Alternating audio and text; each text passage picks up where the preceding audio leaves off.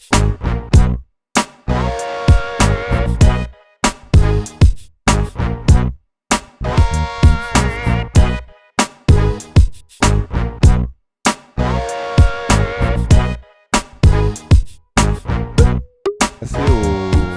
au cinquième. Au cinquième Seconds of Eternity.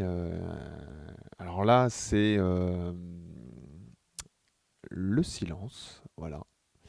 Donc là, encore une fois, on retrouve cette notion de rupture, surprendre le spectateur, ne pas l'installer dans un confort de visionnage, vraiment d'essayer de le prendre à chaque fois là où on l'attend pas. Je trouve que d'ailleurs c'est très c'est assez haut comme attitude. Euh, L'imprévisibilité, voilà. Et alors ce qui est très drôle, c'est que l'effet que j'ai utilisé en termes de police d'écriture, ça s'appelle l'écho. Alors c'est amusant, parce qu'il n'y a pas de, il y a pas de, il y a pas de bruit, rien du tout. Là, j'ai vraiment voulu quelque chose de très sobre.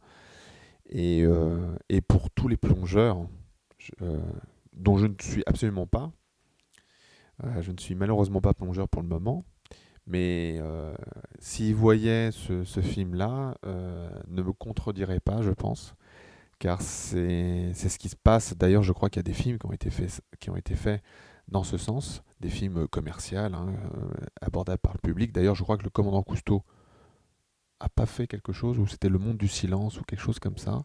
Oui, oui, je crois que... Parce que la première chose qu'on nous évoque, enfin, qui est évoquée quand on commence à plonger à des, comment on dit d'ailleurs, à des profondeurs, merci, assez basses, moins 20, moins 30 mètres, eh bien, c'est le silence qui apparaît. Voilà. Et donc, ça, c'est vraiment une expérience troublante pour le mental, d'être confronté à ce silence.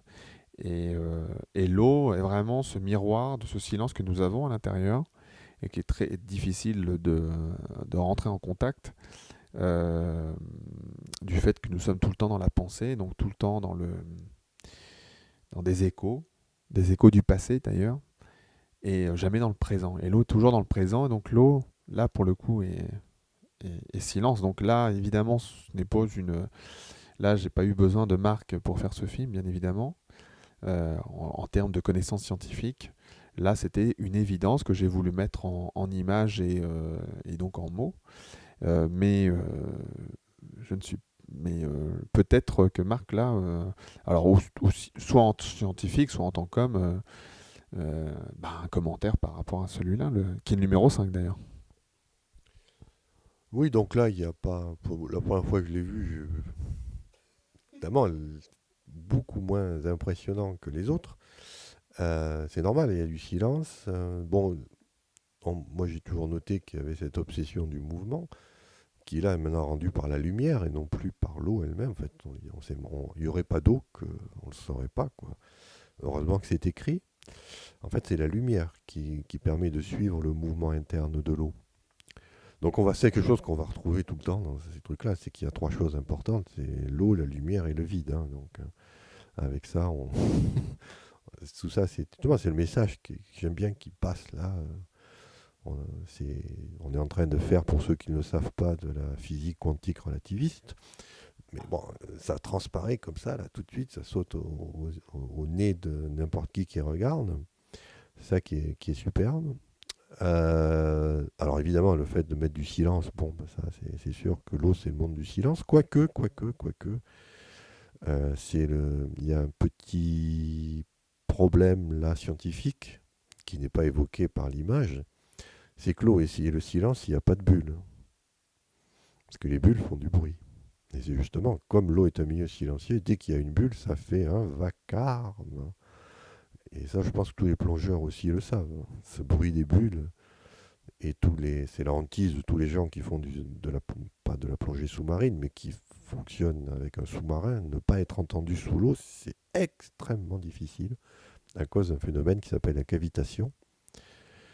Et ce que dès qu'il y a une bulle de vide ou de gaz qui se met à résonner, ça fait un vacarme. Donc l'eau est le silence, sauf s'il y a des bulles. Enfin là, tu parles dans un cas où il y a évidemment, il y a des plongeurs. Donc, mais sinon, sans le plongeur, si le plongeur est en apnée, hein, on est dans le silence. Et puis, il y a aussi ce que j'aime beaucoup dans le cinquième, bon, le chiffre 5 qui représente normalement l'être humain, hein, d'ailleurs. C'est on met un peu la tête dans l'eau, quoi, hein. On y va, puisqu'il y a j'ai j'ai pas la possibilité de faire des images sous l'eau. Donc là, c'est une image qui est sous l'eau et c'est bon, c'est une rupture aussi.